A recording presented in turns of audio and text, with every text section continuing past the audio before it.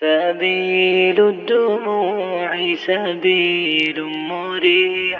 آج ہم مطالعہ کریں گے حکمت انقلاب کے باب سوم میں سے اسلامی دعوت کی مزاجی خصوصیات اور اس کے عمومی خد و خال کا۔ اسلام وہ دعوت عام ہے جو پوری انسانیت کے لیے آیا، نہ سرحدیں، نہ نسل، نہ رنگ، سب انسانوں کے لیے بس ایک ہی پیغام ہے، اللہ کی بندگی۔ یہ دعوت اسلامی ایک نبی امی کے ذریعے اٹھی، لیکن یہی دعوت علم کا سمندر بن گئی۔ ایک دین میں پڑھ نہیں سکتا سے جو شروع ہوا، لیکن پوری دنیا کو اس نے پڑھانا شروع کر دیا۔ اسلام نے تاریخ میں پہلی بار انسانوں کے درمیان رنگ، نسل، زبان اور قبیلے کی ساری دیواریں گرا کر صرف ایک ہی معیار رکھا: انسان انسان ہے، سب کو برابر حقوق، برابر عزت اور برابر تحفظ ملا۔ کوئی اوپر نہیں تھا، کوئی نیچے نہیں تھا، سب برابر ہو گئے۔ اسلامی دعوت نے زندگی کو امید کی نئی روشنی اور کرن فراہم کی۔ نتیجتاً جاہل رسمیں اور مشکل راستے ختم ہوئے اور اللہ تک پہنچنے کے سارے دروازے ایک ایک کر کے کھلتے گئے۔ نہ کوئی درمیان میں واسطہ رہا اور نہ ہی کوئی طبقاتی رکاوٹ۔ اللہ کی عبادت کرنا، دین کو سمجھنا اور زندگی گزارنا سب آسان ہو گیا۔ اسلام ادھورا نہیں بلکہ ایک مکمل نظام حیات ہے۔ پچھلی تمام آسمانی تعلیمات کا نچوڑ بھی اسی میں سمویا گیا اور انسان کو مکمل ہدایت کا عملی ماڈل خلافت راشدہ کی شکل میں ملا۔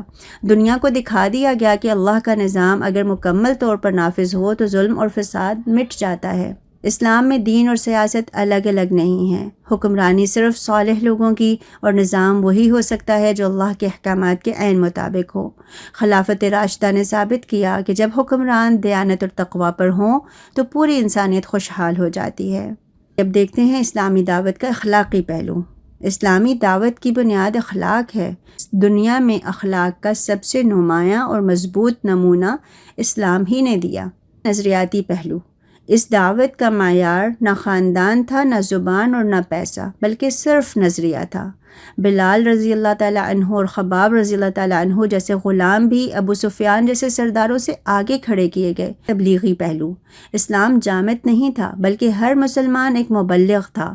یہ دعوت ہر روز پھیلتی رہی، دلوں کو بدلتی رہی اور نئی سرزمینوں پر پہنچتی رہی۔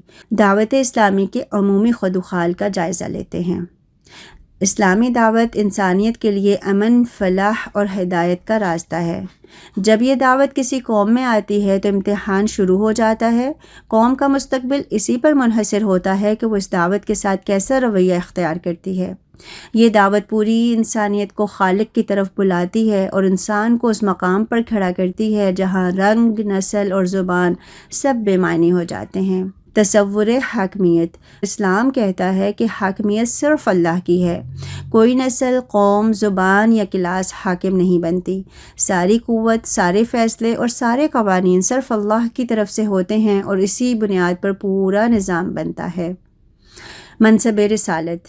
اللہ کے احکامات انسان تک رسول اللہ صلی اللہ علیہ وسلم کے ذریعے سے پہنچے ہیں، اسی لیے رسول کی اطاعت، اس سے محبت اور اس سے مکمل وفاداری ایمان کا پہلا قدم ہے۔ نیابت الہی کا تصور۔ انسان شروع دن سے اشرف المخلوقات ہے، اللہ کا خلیفہ ہے، نیکی اور بدی کو پہچاننے کی صلاحیت رکھتا ہے اور زمین پر اللہ کے نظام کو نافذ کرنے کا ذمہ دار وہی ہے۔ اسلام کی نظریاتی اجتماعیت۔ اسلامی سوسائٹی کسی کی ذات پر نہیں بلکہ نظریے پر کھڑی ہوتی ہے۔ یہاں سب کے حقوق، برابری، سیاست شورائی، حکمران قانون الہی اور آزادی سچے اصولوں کے ساتھ ہوتی ہے۔ مقصد وجود۔ اسلام کہتا ہے زندگی قبر پر ختم نہیں ہوتی بلکہ اصل سفر تو وہاں سے شروع ہوتا ہے۔ اس لیے اسلام کا مقصد دنیا اور آخرت دونوں میں کامیابی ہے، صرف دنیاوی کامیابی نہیں۔ اجتماعی زندگی میں مقام دعوت۔ اسلامی دعوت ہمیشہ اعتدال کی پوزیشن رکھتی ہے۔ اس کی مخالفت کبھی جاہل لوگ کرتے ہیں تو کبھی طاقتور اور کبھی مذہبی منافقین، لیکن پھر یہی مخالفت اس دعوت کی سچائی کی علامت بھی بنتی جاتی ہے۔ ڈسپلن اور نظم اطاعت۔ صحابہ کی جماعت میں اطاعت صرف ہمیشہ حق کی ہوئی۔ جو بھی حق سے ہٹتا اسے فوراً روکا جاتا۔ حضرت عمر سے چادر کا حساب مانگنا اسی ڈسپلن کا ثبوت ہے۔ اسلامی اجتماعیت میں شورائیت کی اہمیت۔ اسلامی معاشرے میں ہر فیصلہ مشورے سے ہوتا۔ اسلام میں برتری کا معیار صرف تقوی، اخلاق، قربانی اور کردار ہے۔ نہ دولت، نہ خاندان اور نہ ہی شہرت۔ طلب منصب سے بے نیاز اجتماعیت۔ وہاں جو شخص بھی عہدہ مانگتا وہ خود ہی نااہل سمجھا جاتا، کیونکہ عہدہ خدمت کا مقام تھا، کسی شہرت کا ذریعہ نہیں۔ یہ دعوت دباؤ میں کبھی نہیں ٹوٹتی۔ آپ صلی اللہ علیہ وسلم نے فرمایا، اگر چاند اور سورج بھی میرے ہاتھ پر رکھ دو تب بھی میں حق نہیں چھوڑوں گا۔ یہ عزم دنیا میں کسی اور نظام میں نہیں پایا جاتا۔ اسلام نے ایک ایسا معاشرتی نظام بنایا جس میں لوگ واقعی بھائی بھائی تھے، ایک دوسرے کے لیے دعائیں، تعاون، عیادت، مدد، غمخواری اور مہربانی، یہ سب ان کا روز کا طرز زندگی تھا۔ اسی محبت نے پوری امت کو ایک بڑا اور مضبوط قلعہ بنا دیا۔ نبی کریم صلی اللہ علیہ وسلم کی دعوت مکمل طور پر پرامن، کھلی دلیل پر مبنی اور تدریجی تھی۔ اسلامی دعوت کی اصل قوت کے 3 سرچشمے ہیں۔ نمبر 1، مسلسل بڑھتی ہوئی انسانی قوت۔ نمبر 2، پاکیزہ اخلاق کی طاقت۔ نمبر 3، اللہ کی غیبی مدد پر کامل توکل۔ یہی تینوں قوتیں ہر دور میں دعوت کو کئی گنا بڑھاتی رہیں۔ اسلامی تحریک کے 7 بنیادی اصول سمع و اطاعت، شرائط، خیرخواہی، باہمی محبت، ایثار، اجتماعی فیصلے کی پیروی، عفو و درگزر۔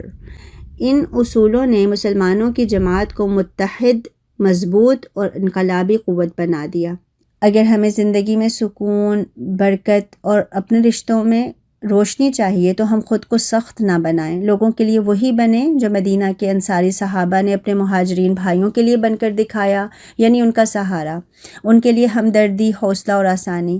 ہمیں ایسے ہی رویوں کا مظاہرہ اپنے خاندان، محلے، کام کی جگہ، دوستوں، پڑوسیوں اور معاشرے کے دوسرے افراد کے لیے کرنا ہے۔ ہمیں چاہیے ہم جہاں بھی جائیں اسی طرح اپنے دل کھول دیں، خود کے لہجے نرم کریں اور ہر ایک کے لیے اچھا سوچیں، کیونکہ حدیث کے مطابق جو لوگوں پر رحم نہیں کرتا اللہ اس پر رحم نہیں کرتا۔ الحمدللہ۔ سبيل الدموع سبيل مريح